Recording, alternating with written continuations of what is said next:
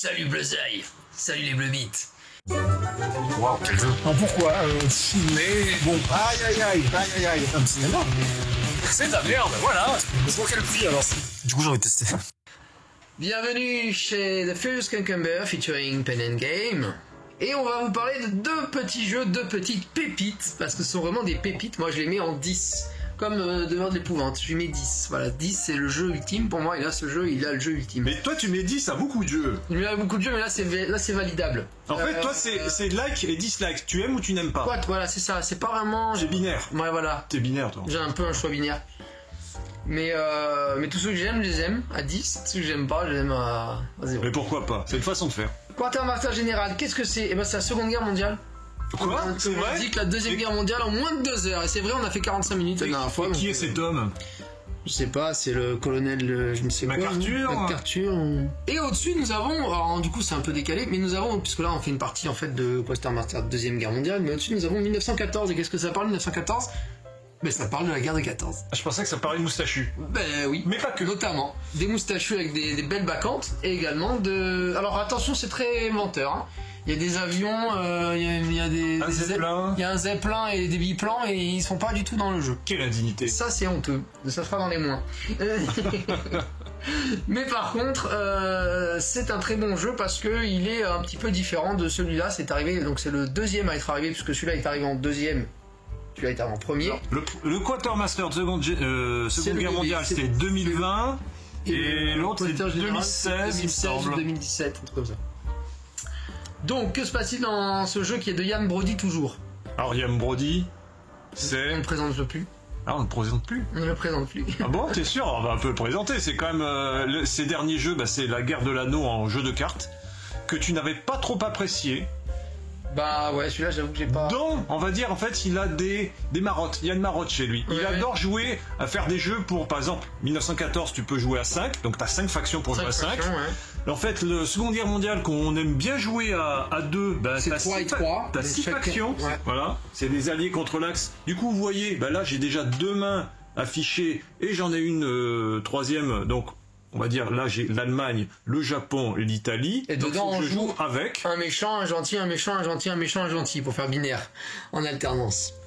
Et à chaque fin de tour d'un joueur, on calcule les points qu'il va gagner, et ces points, il va les gagner en fonction des étoiles de lieux ravitaillés qu'il détient sous sa peau. Les zones occupées. Toutes les zones occupées par son armée. Bon, on va pas poursuivre plus sur Ian Brody, on va plus parler de son jeu et de ses mécaniques préférées.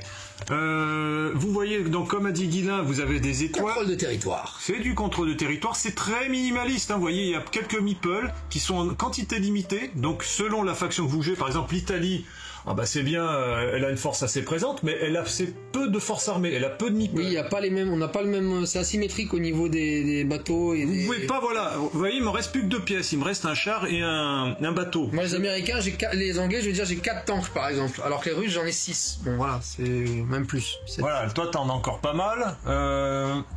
L'Allemagne aussi, elle a une force de frappe, elle a aussi plus de cartes. L'Allemagne a plus de cartes. C'est un jeu de ressources. Toutes les cartes que vous avez utilisées, elles vont dans la défausse. Et à part une carte qui vous dit aller chercher dans la défausse, ce sont des ressources perdues. Donc vous devez gérer vos ressources de cartes, vos ressources. Même donc vous perdez vos meeples, ils reviennent dans la réserve générale utilisable, mais vous êtes limité dans votre expansion.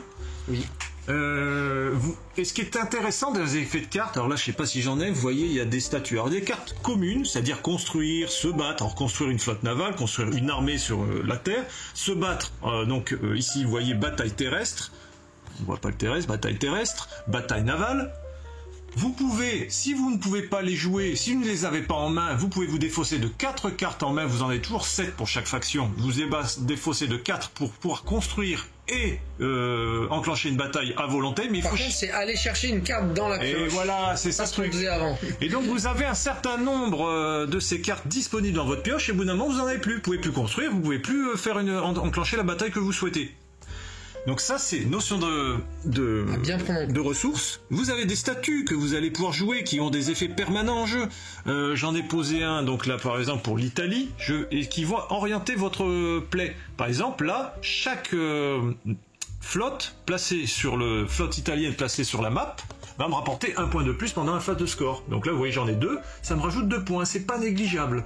Et le jeu, ce jeu joue surtout sur l'écart de score entre les deux grands axes, les deux grandes forces en présence, enfin, le bloc américain et ses alliés, et le bloc allemand et ses alliés.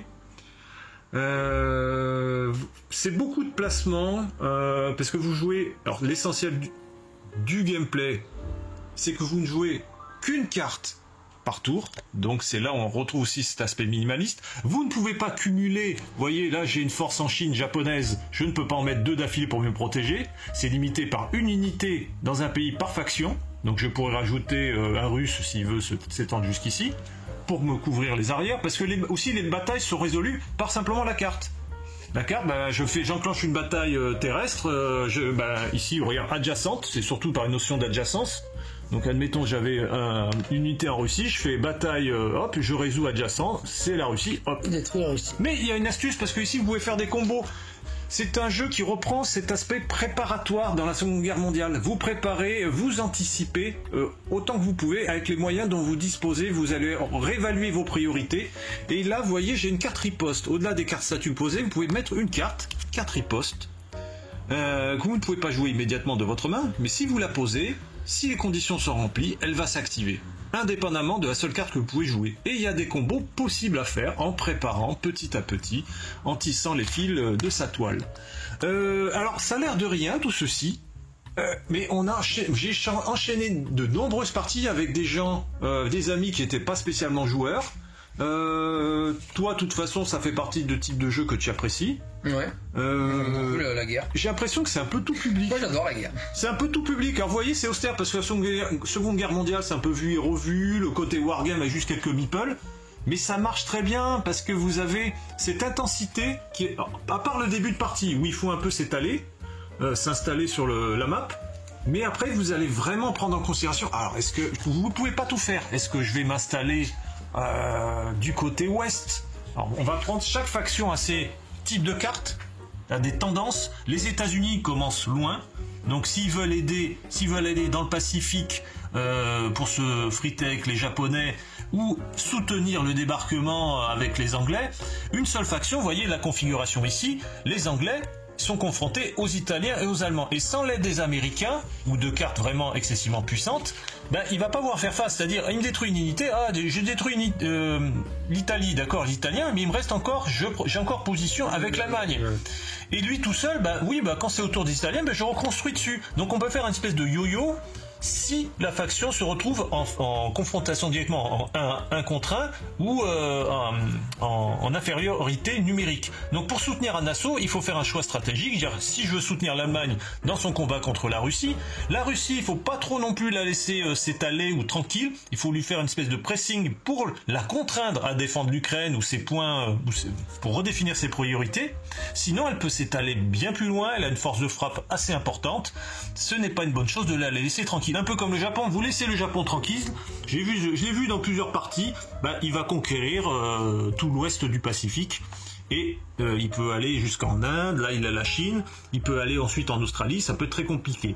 Vous avez une notion historique, vous retrouvez dans les cartes, notamment, vous voyez les Anglais, là, une capacité spéciale de statut, en la posant, qui permet de recruter directement en Australie, donc c'est leur aspect colonie. Donc ils avaient déjà des bases, on va dire des installations bien au-delà de leur terre et dont ils vont pouvoir user lors de la guerre. Oui. Alors je vais te laisser parler un petit peu, je vais reprendre un peu mon souffle. Dis-moi ce que tu veux dire. Moi sur le jeu, moi j'aime beaucoup. J'aime beaucoup le principe d'avoir de l'asymétrie dans les pioches, dans les forces en présence et même dans l'ouverture de départ. Dans l'ouverture de départ, moi qui joue les Anglais, je n'ai pas une seule base en Europe de l'Ouest. Je n'ai pas une seule base en Europe de l'Ouest, donc Paris est déjà occupé par les Allemands, donc je dois faire en quelque sorte rejouer le débarquement, quoi. Que ce soit avec les Anglais ou avec les Américains, il faut que j'aille... un détail, c'est que toi tu commences en Angleterre, alors il y a des extensions. Et aux États-Unis. Vous avez les cartes préludes qui va vous faire revivre l'avant-guerre. Oui, donc ça va monter en tension selon les cartes que vous allez jouer, mais vous allez avoir redistribué, vous allez peut-être avoir déjà des Italiens présents avant en Méditerranée, ou notamment des Anglais qui occupent déjà de l'Atlantique. Atlantique. Jusqu'au débarquement, puisque du coup, dans Prélude, on a une armée en France. Toi, ta priorité en tant qu'anglais, mais si tu t'étales ailleurs, c'est de contrôler un peu l'Atlantique. Si la mer du Nord, si tu ne la contrôles pas, tu risques d'avoir une pression très vite sur ton QG. Ah oui, Parce qu'un QG occupé par une unité ennemie ne score plus. Et Attention, ça peut être très piégeux, ça arrive très souvent à la Russie. La Russie perd Moscou.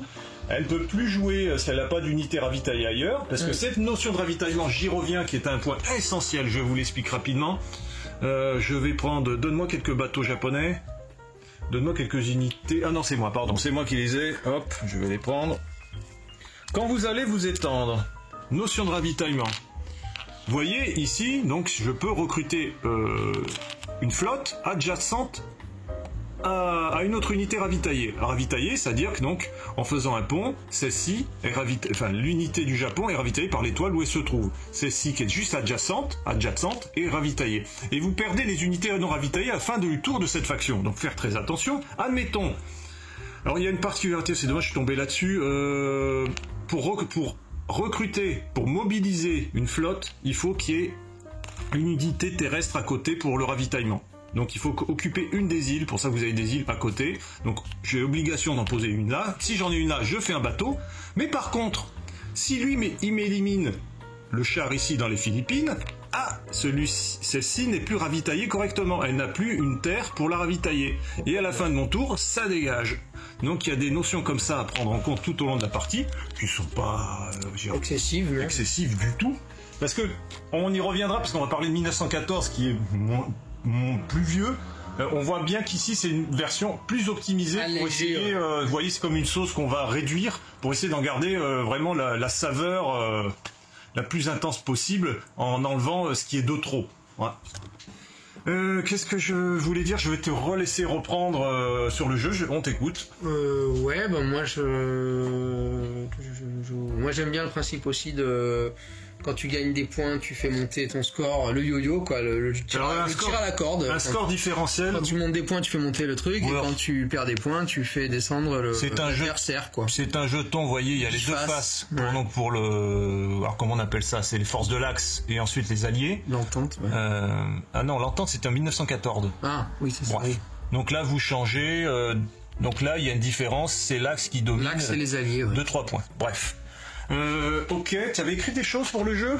Non, c'était pour 1914. Alors on va y arriver, on va terminer là-dessus. J'aime bien le principe de poser des cartes. J'aime moins le principe d'avoir juste une action à jouer. On verra que dans 1914 on peut en jouer quasiment 3 à chaque tour.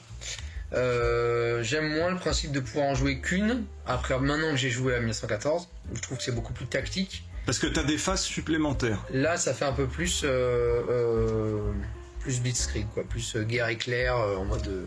Toi, tu apprécies moins ce côté plus contraignant de la seule carte à jouer en même temps, c'est bien, parce que comme tu me dis souvent, je réfléchis longtemps à ce que je vais jouer. Là, j'ai pas le temps de réfléchir longtemps, je joue une carte. C'est vrai. Donc du coup, bon, voilà. Ça supprime peut-être des réflexions un peu... pas superficielles, mais qui peuvent parasiter ton play. Voilà. Je dirais le problème aussi, le jeu pour moi, donc je disais j'ai beaucoup joué, c'est pour moi le banger de 2024, parce que je l'ai eu en promotion Philibert, je me dis est-ce que le jeu va me plaire, bon ça a l'air chouette, il y a plutôt de bons retours, allez on y va. Et ça a été quand même une découverte, une surprise, il était bien meilleur que ce que je pensais, par l'équilibrage, par la fluidité du jeu, par par certaines richesses, parce que si vous avez le jeu de base, ça veut dire vous êtes toujours en position, l'Allemagne est en Allemagne, on commence toujours de la même manière, mais vous n'avez pas forcément les mêmes événements. Et vous avez donc deux extensions, vous avez Prélude qui fait l'avant-guerre, qui va redispatcher différemment les cartes. C'est un peu long à jouer. Avec de la phase d'espionnage, il me semble bien, la fin de... Oh, je sais plus exactement. Dans Prélude, il y a des petits trucs, il y a des actions qu'on joue avec un nouveau tableau de bord qui vient se mettre là et c'est la carte de tension. Voilà, on fait monter la jauge de tension. La tension, et quand la tension est au maximum, la guerre démarre. Se déclenche, tout à fait. Vous avez l'extension que j'ai prise, qui est qu'en anglais malheureusement, qui est Total War. Alors Total War, ça rajoute des avions, ça rajoute presque autant de cartes. Alors vous avez des nouveaux événements et autres, c'est merveilleux. Par contre, donc ce n'est qu'en anglais. Alors ce que j'ai fait moi, je vais vous le montrer. Je me suis dit, allez, va voir sur BGG, sait-on jamais. Et heureuse surprise, un particulier, c'était les seuls fichiers disponibles. Donc nous, on est très frais en guerre, donc c'était des fichiers de traduction française. Donc je les ai mis directement dans les sleeves et ça fonctionne très bien.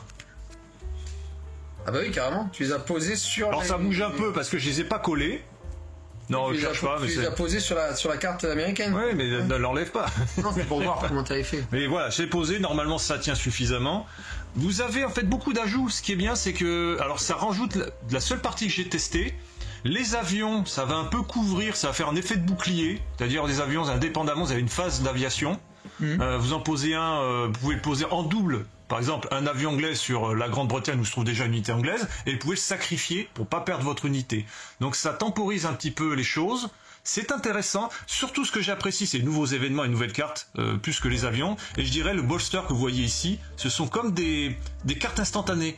Dès que les conditions sont remplies, indépendamment de la seule carte que vous pouvez les jouer lors des tours des adversaires. Comme un éphémère. Comme un éphémère de Magic, et c'est aussi un gros ajout pour changer la donne. Donc c'est une extension qui semble très intéressante si vous aimez le jeu de base. Attention, vous perdez quand même de la fluidité et la rapidité. Vous en rajoutez, ça devient un peu plus wargame. Mais ça reste intéressant. C'est une phase supplémentaire, quoi. Phase action, phase aérienne, et entre les deux, quoi. Oui, voilà, d'ailleurs elle est mentionnée ici.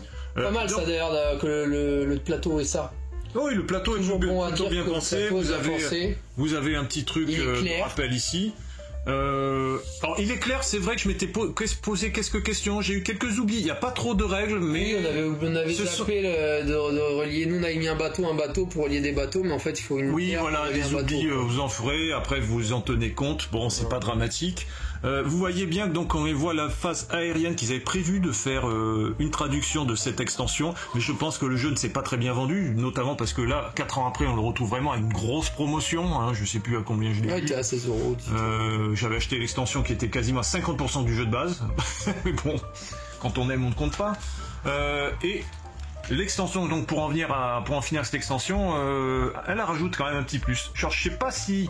Est-ce que je suis convaincu, au-delà des nouvelles cartes qu'elle apporte, des nouvelles possibilités, il faut que je l'ajoute davantage pour me dire est-ce qu'elle est indispensable. Prélude, tu vois, Prélude est très intéressante, mais je trouve qu'elle est trop longue. T'as eu ces sentiments la fois qu'on avait joué. C'est une phase du jeu, ok, c'est sympathique, mais comme le jeu se veut être court, bah tu rajoutes peut-être plus une demi-heure. Hein, facile, on a fait 1h15 je crois avec la partie complète. Alors ce qui est cool, c'est que ça vous rajoute aussi des cartes à jouer pendant la phase de guerre. Oui. Vous avez des cartes armement, des trucs jouables et qui renforcent encore. Qui vont se charger, ouais, effectivement. Voilà. En fait, vous avez presque des ripostes en avance et des statuts avant même d'enclencher la guerre. Ça, c'est vrai que c'est pas mal. Ça, c'est pas mal. Moi, alors ça peut faire aussi une lourdeur. Moi, je me souviens d'une partie, j'avais cumulé avec Nico Prélude et Total War, donc. Et là, tu avais vraiment, à un moment, j'avais des combinaisons en début de partie de 3-4 effets, donc qu'il fallait prendre en compte dans mon play. Ouais. Bon, ça ne dure que le temps de dépenser ces cartes, mais il y avait une lourdeur supplémentaire. Oui, c'est pas des statuts, c'est des ripostes, on le dit bien. Hein. Un statut, la différence entre le statut, c'est que le statut il pose et après tu joues à peu près une fois par action. Je crois que c'est une fois par action. Oui. Et le riposte, en fait, tu la joues et une fois que elle est jouée, elle va dans. C'est un rituel, quoi. Une fois que tu l'as jouée, elle va dans la défausse et elle n'a plus d'action. Voilà pour ce jeu. Donc il n'y a pas tant d'éléments de combo à retenir que ça, quoi.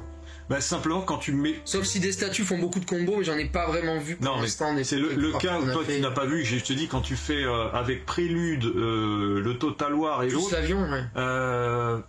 Là on a fait beaucoup d'effets de cartes, même Nico il avait du 1, j'avais eu un peu de mal, c'est pas compliqué, mais il y a plus de choses à prendre en compte. Bon. Ça lui a plu à Nico, celui-là ? Oui, il m'a dit que ça lui avait plu. Il a joué quoi 2 fois au jeu. Les bangers ou ça m'a plu ou... Pour le moment, non, je le sens pas plus motivé que ça. Ouais, mais pas comme moi, quoi. Ah, toi aussi. Ah non, pas comme moi. Ah oui. Mais moi, tu me dis, j'en fais un sur la tête d'un pouilleux de ce jeu. Alors, le problème, je pense, de Nico, c'est que la première fois qu'on a joué, on était en 2 contre 3. Alors, attention, c'est là où le jeu pose problème. Et c'est un peu le problème des jeux de Ian Brody. C'est comme je vous dis, vous devez jouer 3 factions. Si vous faites du 1 contre 1, que ça vous gêne pas d'avoir 3 factions affichées avec les cartes et à gérer, c'est un petit peu lourd, mais on s'y fait. Mais, ce faisant, quand vous jouez à 3, il y en a un, après la règle, c'était William, il avait dû jouer que le Japon. Le problème, c'est que le Japon, c'est souvent des ripostes, il n'avait pas eu l'occasion de beaucoup s'étendre, et en jouant une seule nation et les autres, moi j'en jouais 3, Nico en jouait 2. Oui, du coup, c'est un peu décrit. Il s'était un peu embêté, c'est normal. Donc attention, je dirais c'est plus intéressant. Si vous jouez en 1 contre 1, vous gérez aussi tout l'aspect tactique directement. Vous allez anticiper ce que les autres factions que vous avez, dire je vais comboter, je vais faire une action groupée. Ce qui est intéressant aussi, si vous jouez en 3 contre 3, si vous avez la chance de jouer à 6 avec des joueurs intéressés. C'est un jeu qui est amusant après c'est la discussion. À 6 ou à 2. Vous allez discuter des stratégies possibles et des combinaisons d'attaques, des associations pour comment s'associer pour optimiser vos effets de cartes. Donc à voir. Moi je sais qu'en 1 contre 1, je m'amuse toujours, toi tu t'amuses aussi. Le jeu est très fun. Après... Et à 3, chacun joue 2. Non. À 3, chacun joue pas 2 camps. Ce que tu disais. Pourquoi ? Parce qu'il y a que... Il y a un méchant et un gentil dans Et voilà, c'est ça qu'il faut ce truc, tu peux pas faire ça. Parce que si tu fais ça, il y en aurait un qui aurait... Ouais, il faut être schizophrène. Je vais m'attaquer moi-même. Il y en aurait un, le troisième aurait une faction de l'Axe et une faction d'alliés, des alliés. Et ça ne marche pas, malheureusement. Ouais. Donc très bon jeu, mais avec une configuration qu'il faut adapter. Après du 1 contre 1, et si la gestion de cartes vous dérange pas... Non, mais le mieux c'est 6 ou 2. La meilleure façon de le gérer. Ou alors une autre configuration que j'ai joué avec Vince et Marie-Laure. Donc ils jouaient en couple, donc ils avaient les 3 factions. Vincent jouait lui la Russie. À un moment donné, moi je l'avais un peu étouffé parce que c'était le player. Alors, le pauvre se retrouvait avec une seule unité à Moscou qui était sans arrêt prise d'assaut. Et il faut prendre le temps aussi de communiquer l'un et l'autre parce que même si vous jouez soi-disant partager les 3 factions, y en a un qui va quand même prendre un peu l'ascendant sur une faction. C'est moi qui la gère, je la gère. Donc si vous voulez vraiment partager 3 factions en 2, essayez de les jouer vraiment ensemble pour pas perdre du goût au jeu. Le principe du jeu même. Je sais pas, j'ai sûrement fait des oublis sur ce qui fait pour moi la saveur du jeu. J'ai peut-être pas su définir tout ce qui pour moi fait l'attrait, les qualités de ce jeu. Mais vraiment, essayez-le. Je sais que tout le monde n'a pas eu la même retour d'expérience. Il y en a qui considèrent, je vais revenir là-dessus, que c'est peut-être un peu trop drivé par les cartes. Sans transition. Alors un détail, oui, je vais faire la transition. Un détail, les cartes. Il est très fluide parce que, ok, vous n'avez pas vos cartes, vous n'avez pas la carte, vous voulez faire une stratégie en Australie, mais vous allez vous adapter à vos cartes. Un peu comme dans la Seconde Guerre mondiale, vous allez prendre ce dont vous disposez et faire une stratégie autour de ce dont vous disposez. Adapté, Vous pouvez toujours quand même construire et faire enclencher une bataille si vous en disposez encore les ressources dans la pioche. Et de plus, comme vous devez repiocher toujours jusqu'à avoir cette carte, vous pouvez vous défausser des cartes qui pour vous ne sont pas utiles à votre stratégie pour avoir la chance d'avoir peut-être plus de carburant et de solutions. Jusqu'à 7. Donc jusqu'à maintenant, ça c'est votre carburant. Donc plus vous piochez, plus vous entamez votre carburant. Certes. T'as pas expliqué quand on arrive à... Mais il faut pas avoir pas trop peur non plus de se défausser pour avoir plus d'outils. Parce que moi en tout cas en faisant comme ça, c'est vrai que des fois je manque un peu de cartes à la fin. Mais si vous êtes trop frileux, trop économe, vous manquez de solutions et vous allez vous faire un peu rouler dessus en dire mais j'ai pas les cartes qu'il faut. Mais la défausse fait partie du jeu. Oui, il faut déclencher. Voilà, c'était mon dernier mot là-dessus. Construire une armée ou faire une bataille, il faut les construire tactiquement, mais quand même s'en servir. Pas attendre de dire je vais tomber sur la carte à un moment donné, je vais le faire. Il vaut mieux provoquer le truc quitte à perdre des cartes. C'est un jeu qui a une expertise. Vous allez comprendre, vous allez anticiper. Mais je sais que Moscou, il a des trucs pour des ripostes, pour résister, pour reprendre l'Ukraine, pour la Russie. Vous allez prendre en compte la connaissance du jeu. Plus tu sais ce qui va sortir. Tu vas anticiper potentiellement des cartes chez toi que tu vas peut-être obtenir. Plus vous allez jouer et plus vous êtes meilleur. Voilà, une belle expertise dans ce jeu qui reste quand même un jeu de hasard ou quand même de tirage de cartes. Oui. Mais je me suis jamais senti dépossédé totalement de mes capacités de riposte ou de play. Voilà, je me suis jamais senti coincé par mes cartes. Non, des fois, ce qui peut t'arriver, c'est que tu mets un statut machin, et puis qu'après quelqu'un te fait une riposte qui détruit ton statut, ou que tu n'avais pas anticipé, comme quand tu as détruit mon bateau Mais c'est la guerre, tu t'adaptes. Dans le Pacifique Nord, mais bon, voilà, c'est la vie, quoi. Très bien, écoute. C'est la vie, Willy. Je pense que, voilà, toi t'as apprécié d'ailleurs, donc tu as acheté Quartermaster General 1914, qui était lui aussi en promotion, j'ai failli y prendre. Parce que je pensais que il était en promotion cette semaine, du coup. Enfin, l'année dernière. Mais du coup, je pensais que ça serait la même chose, et pas tout à fait. Alors non, il y en a Il est un peu plus pointu. Il y en a qui préfèrent cette version 1914 qui est un peu plus à l'ancienne. Un peu plus échec, jeu d'échecs pour le coup. Tu peux peut-être prendre la boîte, on va un petit peu montrer, nous on va reprendre un peu notre partie, après donc de Seconde Guerre mondiale, on va la finir. Donc on va pas tout déranger, mais on va montrer un petit peu 1914. Montrer un petit peu 1914. Pas le même principe. Hein. Alors le plateau, ouvre-le un peu, si possible. Vous voyez, c'est vraiment... Alors c'est trop grade, il n'y a pas les mêmes noms par contre. Ça doit être une guerre mondiale, nous n'avons 1914. pas le Pacifique. Non, mais c'est 1914, donc on a une T'as retourné dans le sens. J'allais dire une rose des vents. Oui.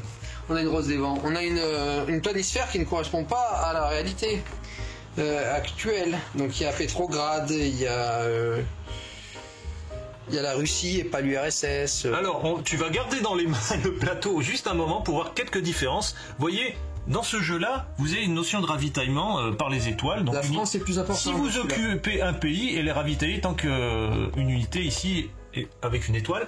Alors que là, le ravitaillement est toujours présent, mais vous avez des étoiles un peu partout, et le ravitaillement se fait directement par le QG. Par exemple, les Autrichiens... quand ils vont s'étaler un peu partout, on peut plus facilement, la notion de ravitaillement est d'autant plus présente, c'est qu'on peut couper cet ravitaillement. Et on perd pas nos personnages. Alors, vous perdez pas si elles sont pas ravitaillées, mais vous ne pouvez plus enclencher de combat, ni recruter autour, si elle n'est pas ravitaillée. Donc il y a des notions, des nuances qui rendent d'ailleurs cette approche ici plus posée, un peu plus longue, mais il y a 17 intéressante. tours alors que l'autre il y en a plus aussi. Je dirais, alors voilà, je vais prendre ma petite fiche, j'avais pris quelques notes. Vas-y, tu peux poser le plateau, on l'a vu. Est-ce que tu as montré qu'il y avait beaucoup plus de France aussi, puisque la guerre de 14, c'est les guerres des tranchées, donc... la France est... Paris, Bourgogne, Picardie et Provence, voilà. Alors les régions... Juste la Belgique. Les régions ne sont pas respectées, c'est juste pour avoir une notion géographique, mais ils ont voulu faire des cases de wargame à peu près égales. Donc vous voyez, oui, la France n'est pas aussi grande. La Picardie n'a jamais été aussi grande, mais... Ce n'est pas très grave. Donc... Genre, sur cette version, moi je dirais on est trop tributaire des cartes, beaucoup plus que la Seconde Guerre mondiale, parce que, contrairement à la Seconde Guerre mondiale, quand je vous disais que vous avez toujours la solution de vous défausser de 4 mains pour pouvoir construire et entamer une bataille, ici vous pouvez faire 2 cartes défaussées pour construire, mais pas entamer une flotte ou une armée. Et vous ne pouvez pas faire de bataille à volonté. Et non, pas de bataille. Et là, c'est différent, parce que du coup, j'ai envie de me développer là, mais j'ai pas la carte bataille pour ça, je peux pas me battre. Et là, c'est différent. En plus, il y a un principe de bataille que pour te battre, tu dois avoir des cartes qui te permettent d'attaquer et de te défendre. Les conditions géographiques que vous avez dans les cartes. Vous ne pouvez pas utiliser certaines cartes, notamment pour initier un combat, lorsque les conditions géographiques ne sont pas réunies. Vous avez en bas, vous avez une bataille, mais vous ne pouvez le faire en riposte qu'en Indonésie. Malheureusement, vous n'êtes pas en Indonésie et autres, la carte, si vous n'anticipez pas de faire un combat là-bas... Ah oui, quand moi je m'étais fait attaquer là et que j'avais une carte ripostée en Picardie... Et je dirais le d'autant plus problématique, c'est contrairement à la Seconde Guerre mondiale, vous ne pouvez pas défausser à volonté les cartes en fin de tour. Non. Pour repiocher, c'est encore autre chose. Les garder Donc vous êtes beaucoup plus drivé par les cartes que vous avez en main. Et les jouer que quand on peut les jouer. Par contre, point quand même très intéressant qu'on ne retrouve pas dans la Seconde Guerre mondiale, c'est qu'il y a un double usage des cartes. Et ça, c'est pas mal. Oui, c'est que donc les cartes si vous ne pouvez pas défausser, c'est que vous avez une phase de préparation. Vous pouvez poser face cachée comme une riposte, dans ce que je vous ai montré ici, une riposte comme ça, pour pouvoir vous défendre lors des assauts de l'ennemi. Ou réenclencher un combat lors d'un assaut. Vous avez des cartes bouclier et flèche. Et bouclier et flèche. Un exemple, alors je les ai pas sous les mains, vous enclenchez une bataille, dire voilà, l'Autriche peut enclencher une bataille à tel endroit en Bulgarie. Ok, enclenche une bataille en Bulgarie. Toi, tu as mis en préparation, et on peut en avoir pas mal, alors 3-4 par faction, facilement, dire oui, j'ai un bouclier. Ok, donc je dois répondre à ce bouclier. Ou tu peux en avoir un ou deux. Et en plus, chaque fois qu'on instaure une bataille, on doit jeter une carte de sa main. Oui, non, ça c'est rien difficile, c'est encore autre chose, c'est un détail. Tu parlais de la disparité géographique, c'est aussi ça dedans. Ce qui vous permet peut-être aussi de vous défausser une carte que vous ne pouvez pas utiliser. Donc il y a une notion de défausse un peu plus complexe. Ouais. Donc là, tu te défends de la bataille avec un bouclier. Mais moi, je peux continuer l'assaut. En rappelant encore une flèche. Donc j'ai une carte préparation, une flèche, et je contre ta défense, et tu peux recontrer derrière. Donc c'est intéressant, donc on peut faire des enchaînements lors des batailles qu'on ne retrouve pas dans ce jeu-là.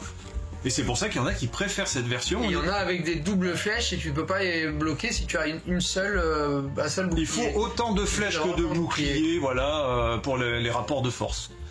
Logique, on va dire. Est-ce que tu as quelque chose à ajouter sur 1914 ? Oui, moi je trouve qu'il y a le principe de gestion des cartes est conforme à la guerre mondiale. C'est-à-dire en fonction des nations, le nombre de cartes qu'on a à utiliser dans chaque nation est relativement assez proportionnel à la fonction des pays dans la guerre.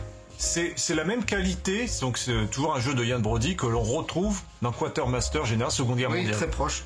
C'est que L'Allemagne a beaucoup de cartes. C'est fidèle à l'histoire, on retrouve ce goût des événements d'histoire, et comme on connaît en général moins la Première Guerre mondiale, moins souvent que ce qu'on en dit à l'école de la Seconde Guerre mondiale, qui était aussi beaucoup plus documentée, avec beaucoup plus d'images.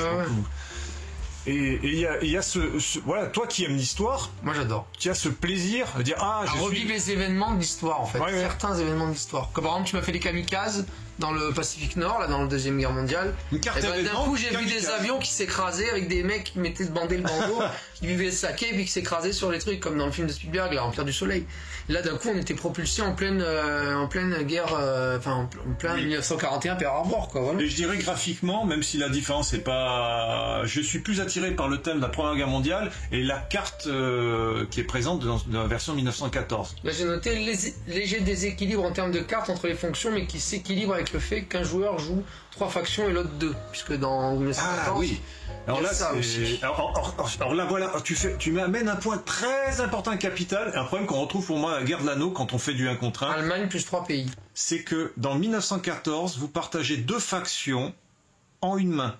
Et donc vous avez des cartes, vous ne pouvez pas jouer, par exemple l'Empire ottoman et l'Empire austro-hongrois sont dans le même pioche. Et si vous n'avez que des cartes ottoman ou que des cartes autriches, donc il y a beaucoup plus de contraintes, des contraintes géographiques. Sauf en cas de statut, il y a des cas de statut qui te permettent d'utiliser certains. Voilà, il y en a qui sont plus universels, mais ça peut être très embêtant de dire j'ai pas la riposte, enfin j'ai pas la défense pour la bonne faction, je n'ai pas l'attaque pour la bonne nation, et chaque fois, comme dans la guerre de l'anneau, où il y avait aussi des histoires de factions qui étaient dans les mêmes pioches, vous pouvez avoir des cartes difficiles à jouer, difficiles à anticiper, donc beaucoup plus de programmation, d'anticipation. Voilà, beaucoup plus de contraintes, et moi je n'aime pas avoir trop de contraintes. C'est là où j'aime le Seconde Guerre mondiale davantage, plus que son thème, c'est dans sa mécanique plus fluide, et avoir moins de contraintes. On se concentre davantage sur son plan de guerre, sur ses stratégies, que sur les contraintes. Il est un peu plus bourrin dans le sens, il y a un peu plus de portes de sortie que dans 1914, où tu es obligé d'attendre. Et moi j'ai mis dans les plus un risque boosté aux stéroïdes. Parce que c'est vraiment l'effet que ça fait le 1914, c'est d'être en risque, avec cette espèce d'effet de brouette de dés. Là c'est des brouettes de cartes que tu vas sortir en disant attends, tiens regarde pas, j'ai ça. Il y a de ça, oui, effectivement. Oui. Et j'ai mis aussi la dissymétrie numérique des meeples. L'Axe, pas l'Axe, la triple entente et la triple alliance, ils ont pas le même nombre de meeples, comme là pareil, en termes de bateaux. Et je crois que la France elle a un bateau, un truc comme ça, enfin il n'y a pas beaucoup de bateaux. Montre quelques cartes de 1914 quand même pour vous qui voient un peu à quoi ça ressemble. Bien sûr. Et qu'est-ce que j'ai mis encore? Mais ça c'était dans les jeux, dans les lents plus, dans les moins plus, j'ai mis jeux assez lents quand on connaît pas trop. Alors oui, on a mis beaucoup de temps à s'y mettre, alors qu'on connaissait déjà pourtant la Seconde Guerre mondiale. On a mis 5 heures, il faut le dire. Et c'est pourtant pas un gros wargame, hein. Donc là vous avez par exemple France-Italie. Voilà, avec des cartes, construire l'armée en Italie. Si vous n'avez pas d'armée française, vous pouvez pas construire l'armée. Eh oui. Voilà, c'est écrit, c'est spécifiquement France, Italie, France. Même là, c'est spécifiquement, voilà, on en parlait, vous pouvez vous défendre que en Bourgogne. Donc si on vous attaque et que vous êtes en je sais pas moi, en Picardie, c'est mort. Ça t'était arrivé. Ça m'était arrivé quand tu m'as attaqué en Picardie et moi j'étais là-bas, en Australie. Une armée en zone de terrain difficile. Voilà, là vous pouvez vous défendre que dans une zone marron. Donc là c'est vrai que c'est un peu réduit. Après donc il y a la Russie toute seule. Oui, alors l'avantage c'est que la Russie, il n'y a pas d'autres factions à la Russie. Et elle a grave comme l'Allemagne. Elle a une masse de cartes, voilà. Parce que bon, ils avaient quand même une influence sur nous. Mais elle a un grand territoire Et Angleterre, États-Unis, pareil, si vous n'avez pas les États-Unis au moment où vous en avez besoin, vous pouvez pas le faire. Alors, il y a aussi l'aspect... contrairement, par exemple, vous voyez ce plan Et où après, on peut... Attends, juste une seconde. On passe d'un côté du Pacifique à l'autre en traversant la map. On passe oui, là du c'est un côté droit à côté planisphère, gauche, alors un que dans le planisphère. 14-18 c'est... non, là c'est c'est une sphère, c'est une map monde, alors que dans le 14-18 c'est un planisphère, c'est-à-dire on peut techniquement pas traverser d'un Ah bord. bah non, tu passes pas de l'Amérique de l'Est au Kazakhstan, ça ne marche pas. Donc la Russie a un avantage d'être une espèce de cul-de-sac. Oui, parce qu'il n'y a pas le Japon dans 1914. Elle est un peu seule, donc peut-être assiégée sans avoir de plan de fuite, mais elle a pas mal de liberté. Dans 1914, il y a le Japon, mais il intervient comme un acteur des cartes riposte et statut, et pas comme un belligérant à part entière, quoi. Comme un allié, en fait. Tu voulais montrer des cartes? Oui, je vais montrer les cartes des méchants. Les méchants. Autriche-Hongrie, voilà. On a les cartes. Donc, par exemple, voilà, vous pouvez spécifiquement vous défendre qu'en Grèce. Ah, ça doit être pas en Grèce. Et là, oui, ça on n'a pas parlé. Les cartes attrition, c'est une phase d'attrition. Et la phase, en fait, on va poser des cartes, comme poser des cartes en préparation, sauf que pour poser des défenses, on va poser on va la poser face cachée, et on fera l'effet. Donc là, par exemple, une nation au choix des méchants, enfin de l'adversaire, doit se défausser d'une carte. Alors attention, parce que l'attrition, le phénomène de ressources, d'explosion que vous avez déjà dans la Seconde Guerre mondiale, vous pouvez faire défausser énormément de cartes pour faire des aussi en ressources. cartes de jeu aussi. Mais ce faisant, c'est beaucoup plus présent dans la version 1914 où tu m'as beaucoup pénalisé en faisant défausser beaucoup de cartes et ça avait une importance beaucoup plus importante. Une fois, je t'ai fait défausser 6 cartes, je crois. Oui, non, ça peut être violent. Donc là, j'ai noté, donc l'an quand on le connaît pas, dans l'esprit des échecs un peu. Plus dans l'esprit des échecs que celui-là encore, je trouve. C'est la notion classement, préparation. Classement, et puis anticiper plusieurs fois à l'avance. Oui. Voilà. Et je pense que j'ai fait le tour. Ouais, j'ai fait le tour de ce que j'avais à dire. Donc pour 1914, alors voilà, quelle est ta préférence? Mais je l'aime beaucoup. Bah moi je préfère le tien, mais pour quelle raison? je sais pas. C'est quoi? Le côté plus rapide, Non, c'est plus accessible? Non, même pas. Peut-être le côté plus punchy, ouais. Ben, je trouve que 1914 a de belles qualités que l'on n'a pas dans l'autre, mais j'ai pas le temps. Bah, ils disent par exemple la Première Guerre mondiale a moins de 2 ans pour 1914. Oui, mais c'est pas tout à fait vrai. Il faut bien connaître les règles, je pense. C'est dit pareil pour la Seconde Guerre mondiale. La Seconde Guerre mondiale, vous êtes sûr de pouvoir le sortir facilement devant n'importe quel public de joueurs quasiment. Ah oui, en 45 Alors minutes, que 1914, c'est pas un que j'ai proposé à tous les types de joueurs. Non. Toutes les contraintes des cartes, les préparations qui sont beaucoup plus. Bah dis-le, on a un couple lourd d'amis, il est casual, on va dire, il joue pas à des. Oui. Ils aiment jouer, mais ils n'ont pas une expérience de joueur. Ils n'ont pas une grande expérience du jeu d'expert, quoi. Et là, ils ont joué à CMD, à toutes des médailles avec plaisamment, et à celui-là plaisamment. Et c'est vrai que celui-là, il est très accessible. Et comme t'as la lourdeur, autant tu vois, Seconde Guerre mondiale, tu peux faire une partie rapidement et t'as envie de renchaîner. Bon, je ferais peut-être pas jouer tout le monde à ça, par contre. Moi, je vois des gens comme Mélo ou comme ah oui, non mais c'est des Maximilien. Attends, ça c'est des profils de joueurs de Uno. Bon, j'exagère, mais des party games. Non, mais autant les demeures de l'épouvante, je leur ferais jouer. Ouais. Même en mode party game, autant celui-là.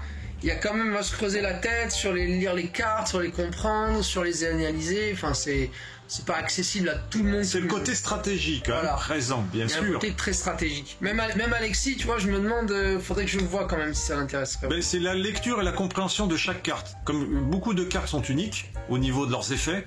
Bon là ils disent 14 ans et plus quand même. Oui, non, après ça se joue. 10 ans et plus. Et donc je disais pour 1914, j'aurais du mal à le sortir.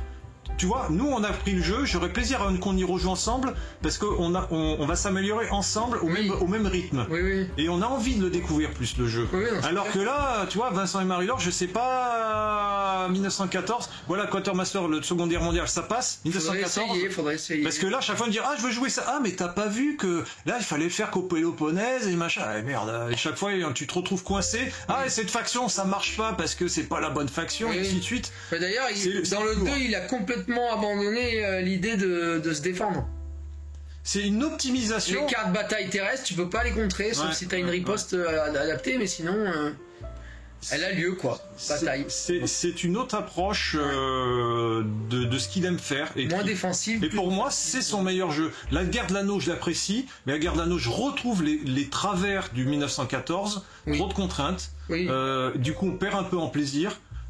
Ça demande encore plus d'expertise. Je suis pas contre, hein. C'est bien l'expertise, mais je veux aussi jouer avec la claque-sexibilité. Je veux que c'est bête parce que je me dis moi je connais bien la guerre de l'anneau, j'ai joué 10 fois, je maîtrise ça sur le bout des doigts, je m'amuse. Je vais faire connaître ça à quelqu'un. Toi par exemple, on a joué 2 fois. Tu vas jouer une 3e fois, mais encore de manière un peu laborieuse, tu vas prendre moins de plaisir, et en plus je vais peut-être te rouler dessus parce que je connais bien le jeu. Ah, le jeu de cartes, le jeu de cartes.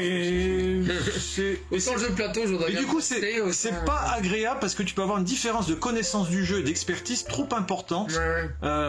Il faut que le plaisir de jeu soit égal. Alors, tous les jeux, on va dire, comme il y a quand même une notion de hasard, surtout les jeux de stratégie, c'est normal, si c'est un bon jeu de stratégie, si t'as une expertise, d'être un peu au-dessus, mais il faut que l'autre joueur, même si il n'arrive pas peut-être à remporter facilement de manière aussi égale la bataille, n'a pas autant de chance que toi puisqu'il n'a pas l'expertise, mais passe un bon moment.